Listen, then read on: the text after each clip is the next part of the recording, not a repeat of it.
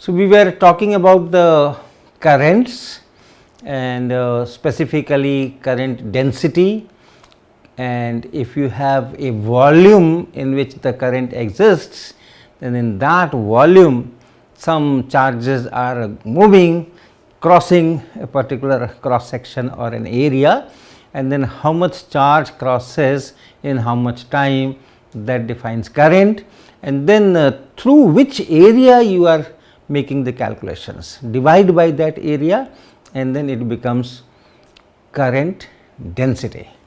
So, we denote the current density by the letter J. It is a vector quantity, it has a direction, it has a magnitude, and it satisfies all other requirements of being called vector.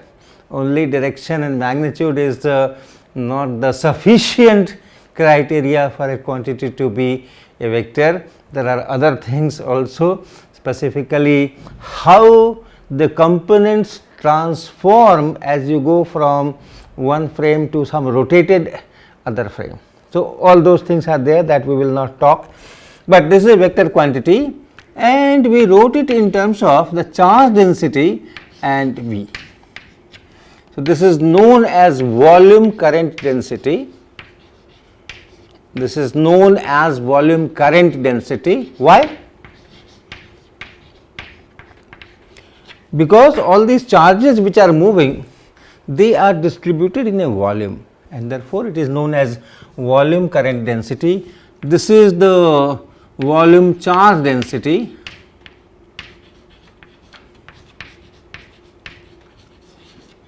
and what does that mean? This is, you take a small volume and see how much is the charge. Which charge? Only the moving charge, the flowing charge.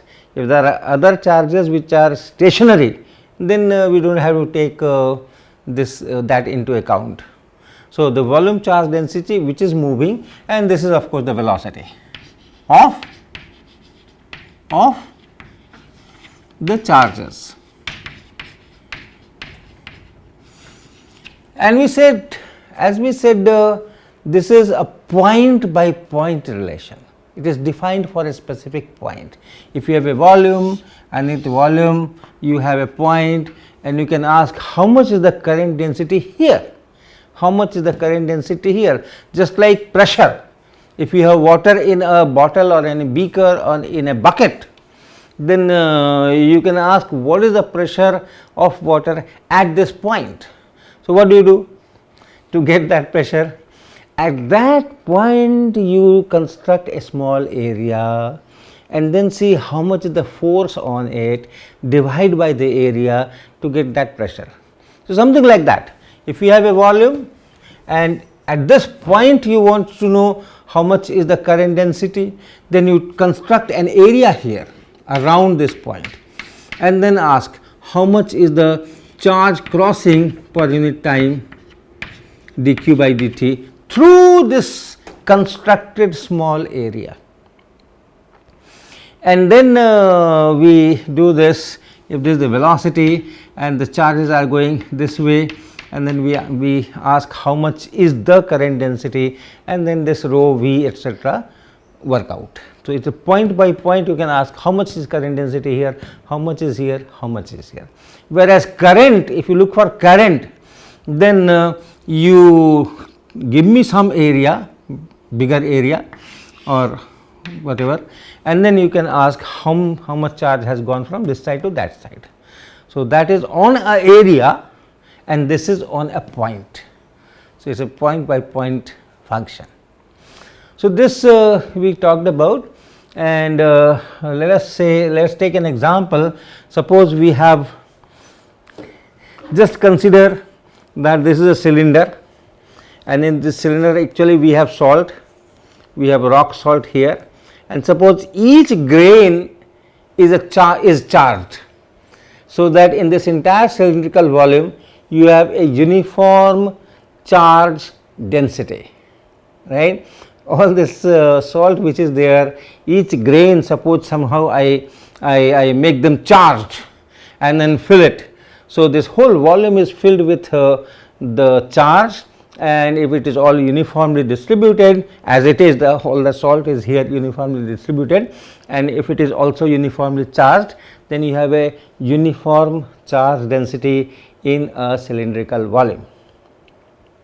Now, suppose I rotate this about its axis like this, I rotate it about its axis with some uniform angular velocity omega. So, entire charge is moving. Is there a current? Yes, there is a current. Take any area inside this, take any area, and the charge is crossing that area, and so there is a current, volume current density. So, how do I get this V, the rho I have charged it, I know how much is rho, and then omega I know, omega is same. If it is making one rotation in say 0.2 seconds, then I know how much angle it is rotating per second, and so omega I know. What is the velocity? Velocity of any point you take inside this whole volume, and what is the velocity? So, at different points the velocity will be different. At the surface the velocity will be largest, speed will be largest, and close to this axis of rotation the velocity will be smaller. At the axis of rotation this velocity will be 0. Okay? And then you know, if you have this cylinder which is rotating about its axis with an angular velocity omega, and then you have a point which is at a distance s from this axis, a point which is at a distance s from this axis, perpendicular distance s, then this velocity speed will be s times omega. And what will be the direction of this motion?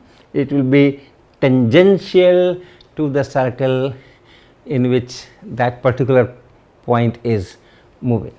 We call it phi direction, phi cap direction. And so, velocity will be s omega phi cap. We'll just explain what it is. Let me complete this. So, the j will be rho, then this omega s, and then phi cap.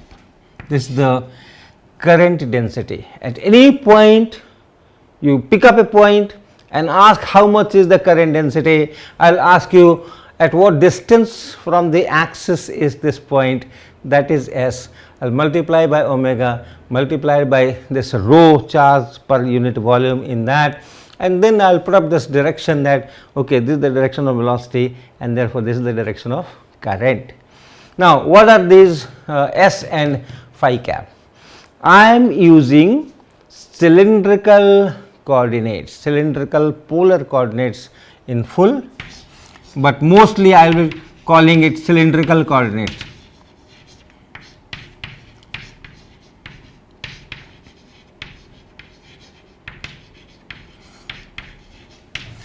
You must be familiar with this. In part 1 of this course also I had introduced spherical polar coordinates and cylindrical polar coordinates. Just to revise, you have x, y, z axis, you have x, y, z axis, say this is x axis, this is y axis, this is z axis, and you take any point in the space, not in the plane of the board.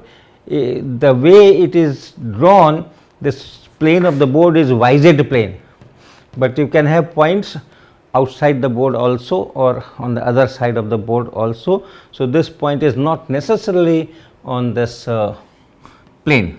So, from here you drop a perpendicular on this z axis. So, suppose this is the perpendicular, it does not look like perpendicular because this point may be somewhere else, this point may be somewhere here, and from here I have to drop a perpendicular.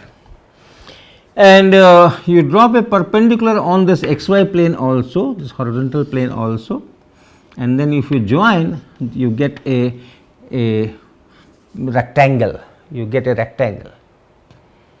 Now, this distance is s, this distance is s, this distance is z, which is same as this z, and this angle is phi. This angle is phi. S, phi, z. So, there are 3 coordinates S, phi and z. If a point is given, x, y, z axis are chosen, drop a perpendicular from the point to the z axis and see how much distance it is, that is S.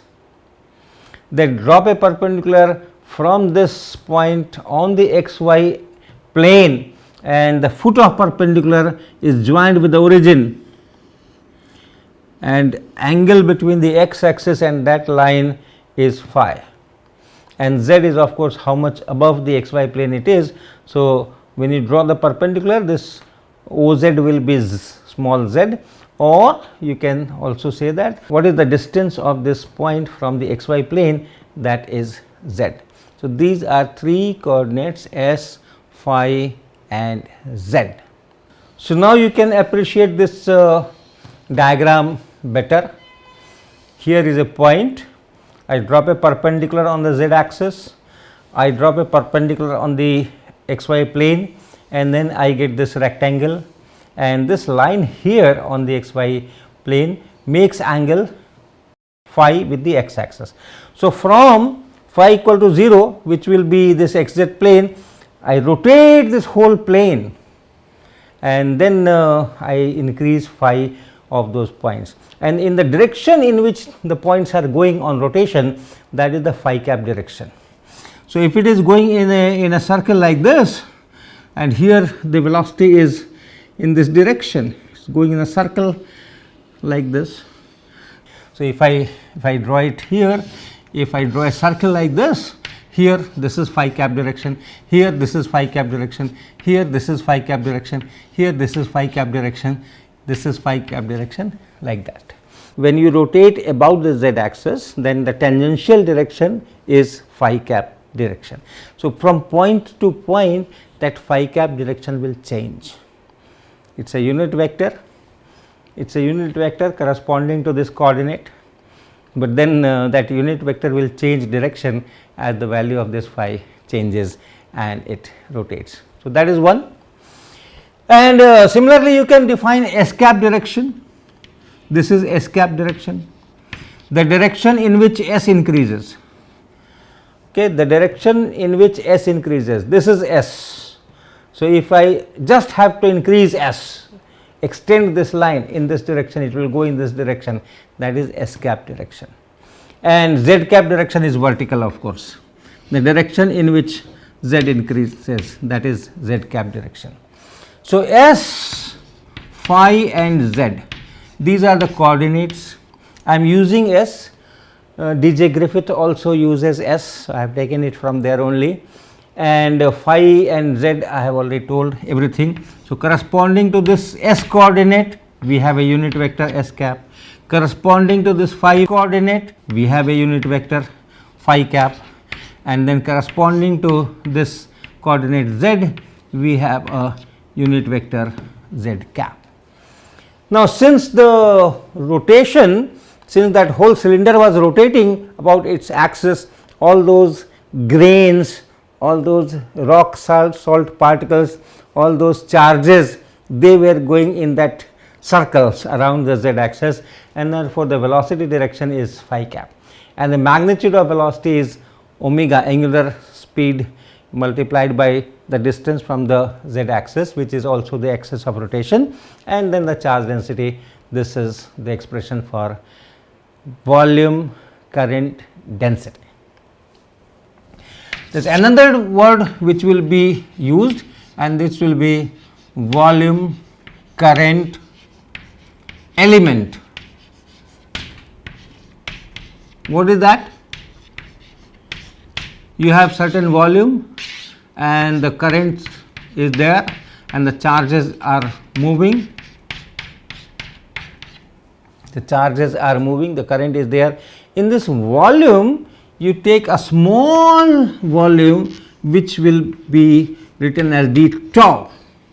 This is the Greek letter tau.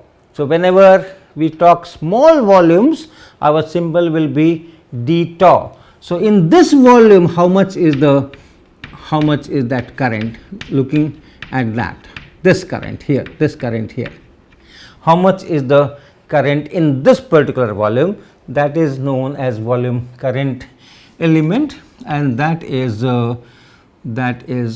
J d tau, volume current density, and then multiplied by that small volume. So, that is our current element.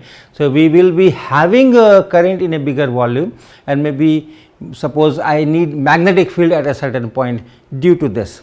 So, we will first pick up a current element, and because of that current element, because of that small volume in which the current is there, for that much of current, what is the magnetic field, and then we will integrate. So, we will need this concept of volume current element.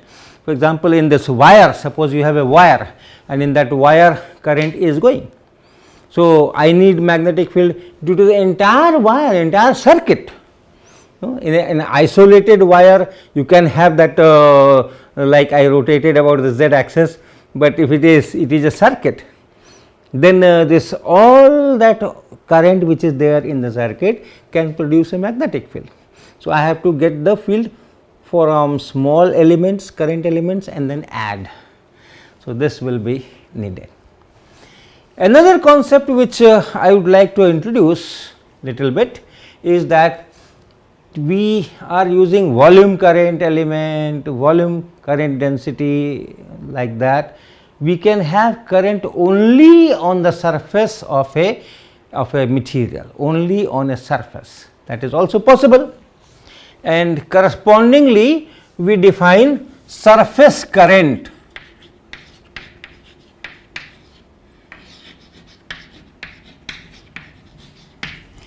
If the charges which are moving to make that current, if they are all distributed in a volume, we get volume current. But if the charges which are making that current, if they are on a surface and on that surface only they are moving, then the current is called surface current, and correspondingly we will define surface current density. How do I define that? Suppose here is a surface. Now, I have a surface. Suppose this is a surface, and then there is charges are there, and those charges are moving. Right? This is just a surface. It's not a volume.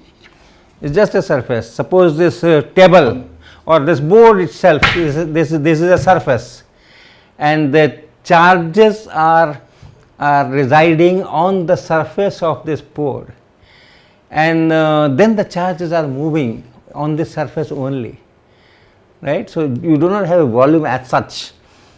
You do have, all materials have volume, but then we neglect the thickness.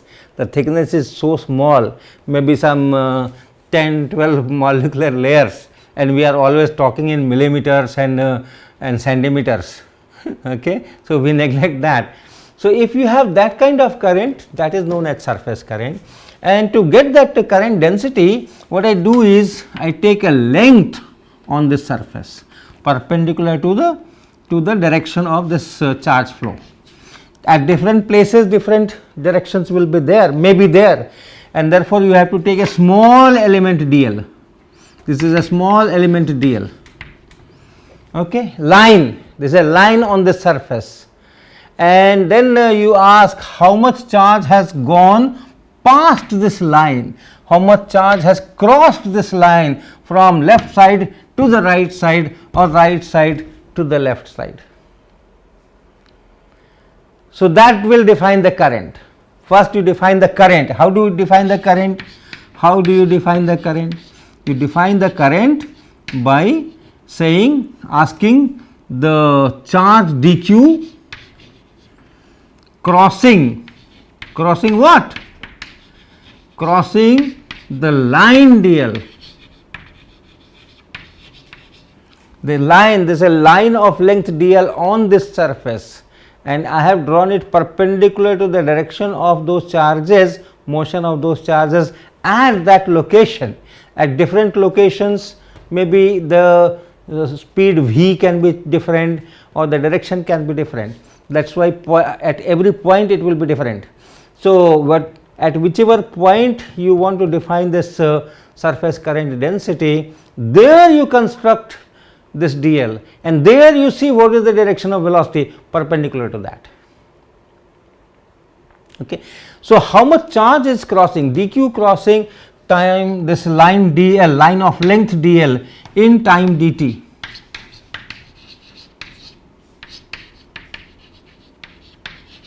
That is our current, dq by dt, that will be our current.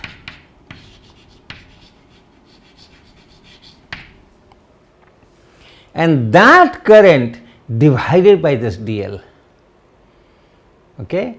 Total how much charge has gone from this side to this side per unit time, that is the current, and that current divided by this length dl is known as surface current density.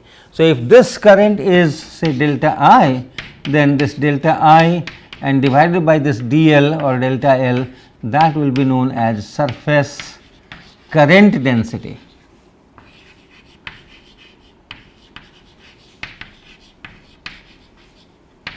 And the symbol for that is K.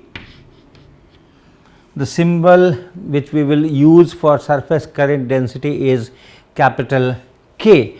The magnitude of this surface current density is current divided by the length that you have taken to calculate the current, and then the direction of this K is the direction in which the charges are moving. If they are positive charges, if you have negative charges, then opposite to that. So, that will define your surface current density. Now, we had shown that you have if you have a volume and you have an area, and then if charges are there and they are moving with velocity v, then this j was rho times v. This was for volume. For surface, if you do the similar analysis, you have a surface and on that surface you have a line dl, and then you ask you have a surface charge density which we will write as sigma. So, sigma is surface charge density. And how I define that? How do I define that surface charge density? I take a small surface area, the entire charge is distributed on a surface, big surface, and on that surface I take a small dA and then ask how much is the charge in that dA, and that charge divided by area will be surface charge density, which we will write as sigma. So, sigma is the charge density, and once again they are all moving with velocity v. Once again, if I take this rectangle now of length v dt, this is a rectangle, dl is the width and v dt is the length, v is the velocity with which the charges are moving. Similar analysis, whatever charge is here in this rectangle at some time t, in next time dt, this entire charge will cross this dl. So, from there you can calculate how much the current and then how much is the current density, and what you will find is this k is equal to sigma v, and put a vector sign. So, if you know the charge density sigma and if you know the velocity with which they are moving on the surface, then you can immediately write that this is the current density, and this k and dA, this will be known as, this is called current element, surface current element.